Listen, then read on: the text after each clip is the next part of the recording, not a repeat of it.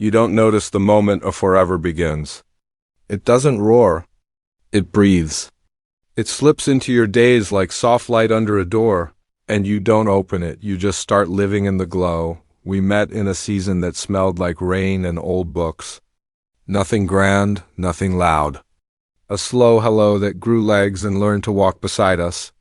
We didn't fall in love the way stories promise. We settled into it like finding the right chair in a room you've known all your life but never claimed. Mornings were small and perfect in their smallness. One mug, then two. A shared spoon for the sugar we said we didn't need but always used. We learned the shape of each other's silence first, how to sit with it without fear. There were no fireworks, just steady lamps we left on for each other when the day ran late. I remember the first time I knew. It was in the way your laugh pushed the worry out of a room, the way your hand found mine without hunting for it. We made plans that looked like errands buy fruit, fix the leaky tap. Find a coat before winter, but every plan was a promise. I'll be here by your side. When the small things need doing, we started collecting tiny scenes. The kind you forget until a smell brings them back. Warm bread tearing in half, your thumb brushing the crumbs from my lip. A bus window, fogged with our breath, where you wrote your name and I drew a heart and we laughed at our own foolish joy. Shoes left by the door, yours always pointed out, ready to go, mine drifted in like I couldn't decide. You lined them up without a word. That was love too.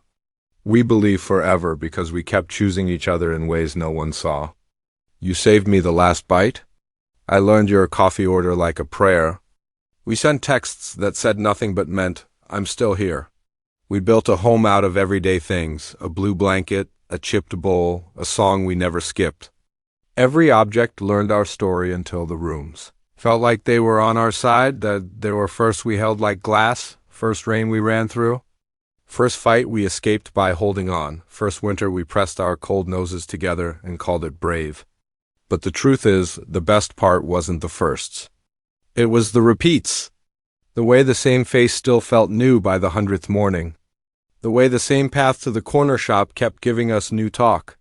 We told each other our past like we were folding laundry, gentle, patient, making neat stacks of old pain and old joy. I kissed your fears like bandages. You tucked my doubts under soft jokes until they fell asleep. We did not know that love can be both shelter and storm. Why would we? In that tender start, every door opened, every light was green. We believed forever because nothing told us not to. And so we kept walking, hand in hand, deeper into the bright, certain that nothing this quiet could ever break. Asterisk, it didn't shatter all at once. It started quietly, like a song skipping for half a second, barely enough to notice. A sigh here, a silence there, the kind that lingers too long after laughter ends. One day, our talks grew shorter. Not because we had less to say, but because we didn't know how to say it anymore. The warmth was still there, just trapped behind pride and fear, both pretending to be fine.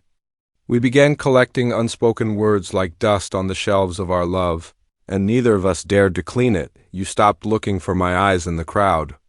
I stopped reaching for your hand first. It wasn't anger. It was distance, slow, invisible, like fog creeping into a house we forgot to lock. We smiled, but the smiles didn't reach where they used to. We kissed, but it felt like habit, not hunger. Every small thing started to ache, a message left unseen, a half-finished dinner, and I'm fine that sounded too steady. We weren't breaking up. We were just slowly forgetting how to be close. Love turned into a routine, and we called it comfort. But it wasn't. It was survival. Nights felt heavier. The air between us thick with things we wanted to say but never did. You looked away more, maybe to avoid seeing the disappointment you feared in my eyes. I pretended not to notice, maybe because I already did. The silence became louder than our music. Even laughter, when it came, felt like a borrowed sound. We started apologizing without words, using small gestures to say, don't leave, like making tea without asking or fixing a blanket that had slipped off in the night. But those were bandages over wounds we never talked about. I used to think heartbreak comes with shouting and slammed doors. But ours was quiet. It came in soft tones and tired eyes. We stayed polite, careful, as if we didn't want to scare what little love we had left. And yet, every kindness felt like goodbye. I'd catch myself memorizing the way you stirred your coffee, the rhythm of your breath when you fell asleep. It was as if I already knew I'd have to remember them later, alone, some nights. I tried to find the version of us that once danced under the rain. But the rain no longer fell the same way. It felt colder, sharper. You would walk ahead, and I would walk slower, pretending to tie my shoe just to create space. It was our fault, both of us. We were too proud to admit we were slipping. Too scared to speak because words make endings real. So we said nothing. We smiled. We played our parts. And in that quiet performance, love began to die, not with a bang, but with a whisper we both heard and ignored. Asterisk, after you left, the world didn't stop. It never does. The sun still rose, cruelly bright. The kettle still whistled every morning. The bed still held my shape, and yours, faintly like a ghost that refused to fade. People talk about moving on as if it's a door you close. But love doesn't end like that. It lingers. It sits quietly in the corners, breathing through the things you forgot to take with you. Your toothbrush. The mug with a crack you loved too much to throw away. The playlist you made that still starts when I open the car door. I tried deleting it once, but my hand froze mid-swipe. Because the truth is, I didn't want to forget. Not yet. Maybe not ever. They say time heals everything. But time isn't a healer. It's just a slow rearranger. It doesn't erase. It just shifts the pain into quieter places. I learned how to live with the ache, to carry it like a secret language only I understand. Some days I catch myself smiling at a memory that doesn't hurt anymore, not because it's gone, but because I've learned to let it live without asking for it back. The city didn't change, but it feels emptier. Every street knows our story. The cafe where we sat for hours now feels too loud, too alive. The corner seat still faces the window, but no one laughs there the way we did.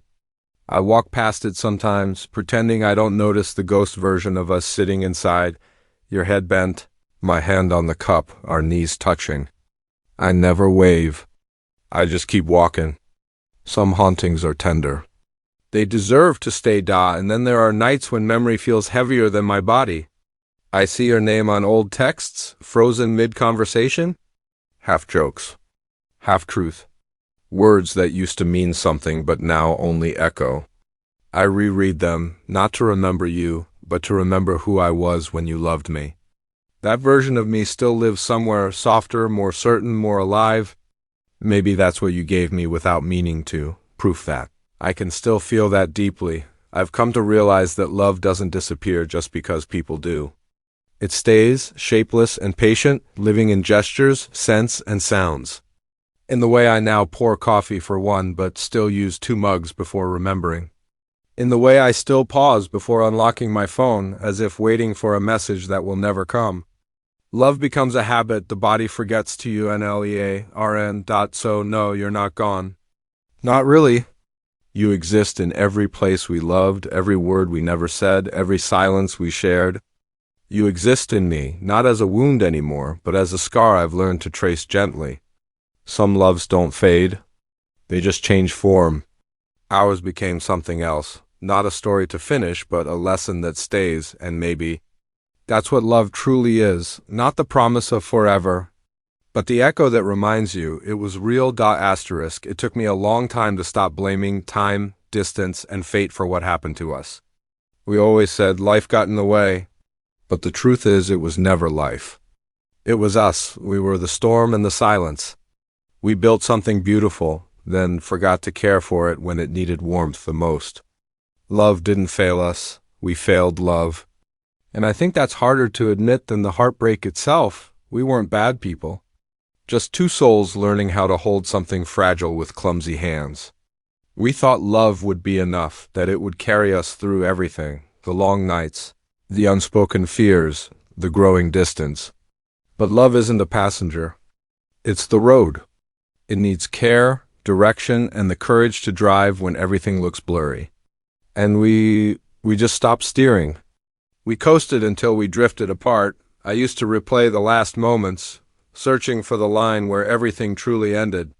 Was it the final argument? The quiet breakfast with no words? Or maybe it ended the day we stopped looking at each other like we were home. But now I see it differently. The ending wasn't one day, it was 1,000 small moments we ignored. 1,000 times we could have said, "I miss you," but didn't. That's on us. Our fault. Still, even in the wreckage, there was grace. The kind that comes only after losing something that mattered. Because once the noise faded, what stayed was the truth. We did love each other, deeply, imperfectly, and, for a while, completely. That love built us, even as it broke us. It changed the way I see people, how I listen, how I stay, how I forgive. You taught me that love isn't supposed to be perfect. It's supposed to be honest. And though we failed at forever, we succeeded at feeling something real.